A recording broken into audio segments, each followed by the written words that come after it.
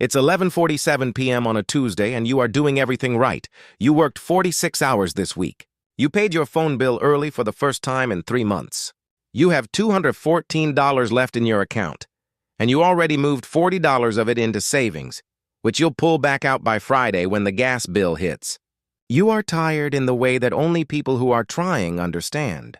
And somewhere underneath the exhaustion, there is this quiet, nauseating question you can't fully name yet.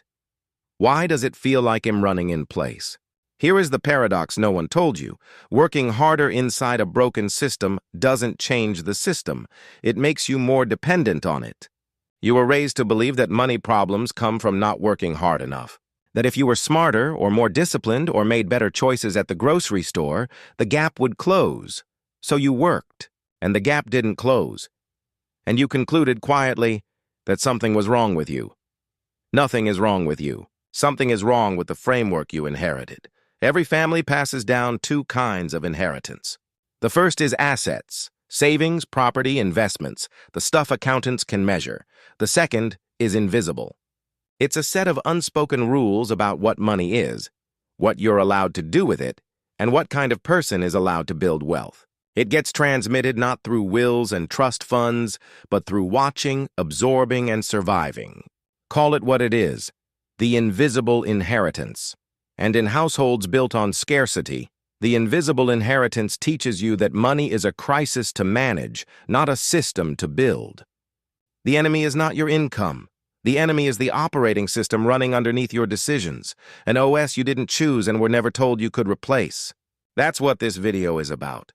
Not how to earn more, not how to spend less.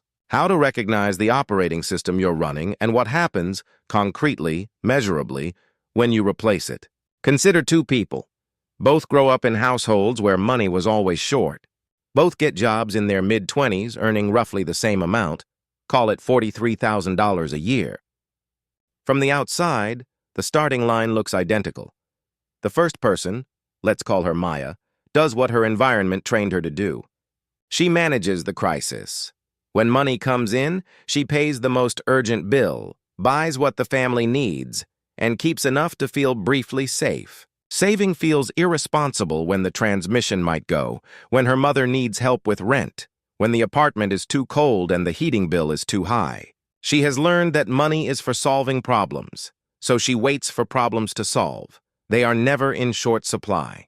The second person grew up in the same kind of household, watched the same scarcity, but somewhere along the way, whether through a mentor or a book or just stubbornness, he internalized a different rule. Money is not for solving problems. Money is for building machines. He opens a brokerage account at 24. He puts in $87 a month, not because he is wealthy, but because he has decided the machine is more important than his comfort level. He does not feel financially safe. He builds anyway. This is the invisible inheritance revealing itself. Maya is not lazy. She is not irresponsible. She is running a Scarcity OS with perfect fidelity, exactly as designed. The Scarcity OS treats every dollar as a fire to put out, which means every dollar gets consumed in the emergency. There is no deployment. There is only damage control. The Scarcity OS is not a personal failure. It is a rational adaptation to an environment that punished planning and rewarded immediate survival. If your refrigerator broke and you had no savings, the lesson your nervous system learned was, savings don't help you, so don't bother. If every time you tried to hold money, a crisis arrived to take it, you learned to spend first so the crisis couldn't steal it. These are logical responses to real conditions. The problem is that logical responses to one environment become catastrophic liabilities in a different one. And this is where the path diverges, not at income, not at intelligence, but at the operating system. Most people who break the cycle don't do it with a windfall. They do it with a software update. They install a new rule. This dollar is not for today's problem. This dollar is infrastructure. You have been in the wrong category without knowing it. You thought the choice was between spending and saving. The actual choice is between consuming your resources and deploying them. Let's make this exact. Maya and her counterpart both earn $43,000 at 24. Maya, running the Scarcity OS, allocates $0 toward investment because every month produces a legitimate emergency that consumes the surplus. By 34, after a decade of working steadily, her net worth is approximately $2,400, mostly the value of her car, minus what she owes on it. Her counterpart has contributed $87 per month into a broad index fund for those same 10 years, at a historical average annualized return of 1%, which is the documented long-run average of the S&P 500 from 1957 through 2023. His account at 34 is worth approximately $17,614. That is a $15,214 gap on $87 a month, a cost roughly equivalent to one streaming subscription and 2 fast food lunches per week. Now here is where the math becomes genuinely uncomfortable. He doesn't change anything. He doesn't earn a promotion. He doesn't receive an inheritance. He just continues. At 44, that account has grown to approximately $61,300. At 54, to roughly $172,000.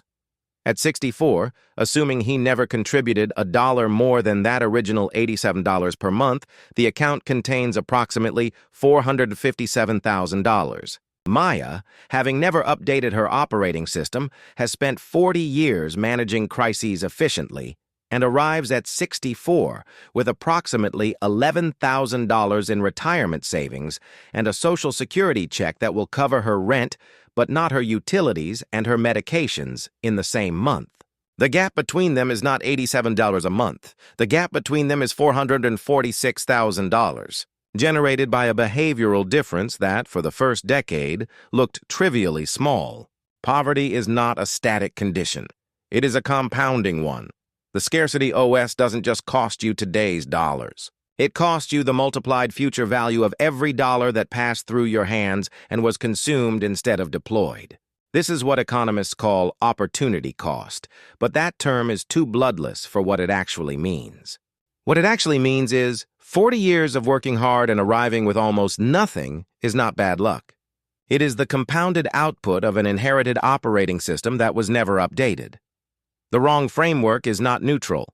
It is expensive, and the cost is invisible until it is too late to reverse. Here is what breaking the cycle actually looks like across 3 levels, because it does not happen in one move.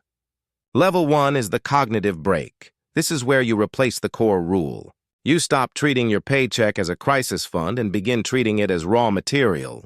At this level, the behavior change is small, $50 a month, maybe $100, but the identity shift is total.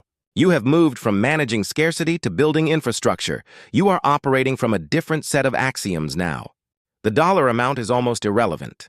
The OS is new. Level 1 introduces a constraint that doesn't exist in the Scarcity OS. You must deploy before you consume. Not after the bills are paid. Not after the emergencies are handled. Before.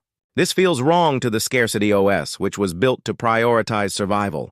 That feeling of wrongness is the operating system resisting the update. It is not data, it is friction. Level 2 is where the math becomes undeniable. You are now contributing meaningfully, $400, $600, $800 a month, and you can see the account growing in real time. But Level 2 introduces a new constraint that Level 1 did not require. You must protect the system from yourself.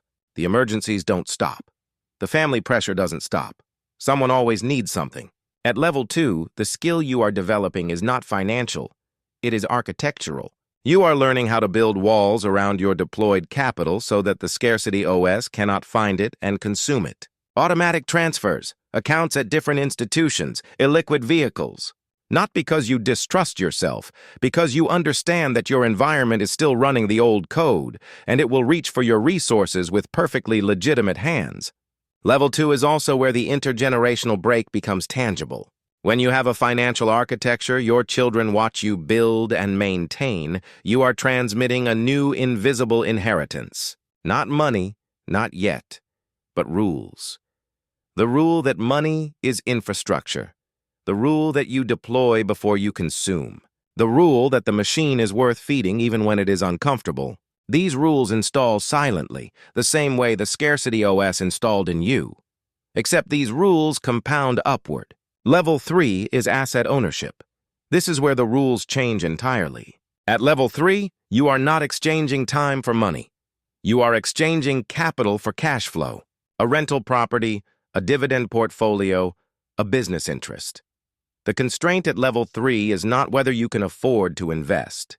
The constraint is whether you can think in decades instead of months. People raised inside the Scarcity OS often struggle at level 3 not because they lack capital, but because their OS still treats every dollar as a potential emergency fund. Level 3 requires the ability to let capital stay deployed, to resist the pull toward liquidity, toward safety, toward the deeply ingrained belief that money is only real when it's in your account. The path between level 1 and level 3 is not talent. It is a sequence of operating system updates, each one building on the last, each one creating a new constraint that the previous level never had to face. People who stay inside the cycle are not weaker than the people who break it. They are more obedient.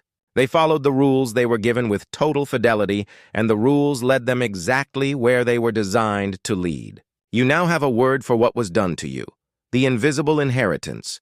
You now know what it installed, the Scarcity OS. You now know what it costs, not in abstract terms, but in compounded decades, in $446,000 gaps that were built out of $87 decisions. And you now know the path out is not a single leap. It is a sequence of levels, each with its own rules, each with its own friction, each with its own version of the same fundamental choice. People who run the Scarcity OS treat money as a problem to survive. You now treat money as a system to build. That is not motivation. That is a change in identity. And identity, unlike motivation, does not require a good day to function. Most people watching this will recognize the invisible inheritance they received. Fewer will decide that they are also the one who gives the next generation its inheritance. The question worth sitting with is not what should I invest in? That question comes later, and it matters less than you think right now. The question is, what operating system are you planning to pass down?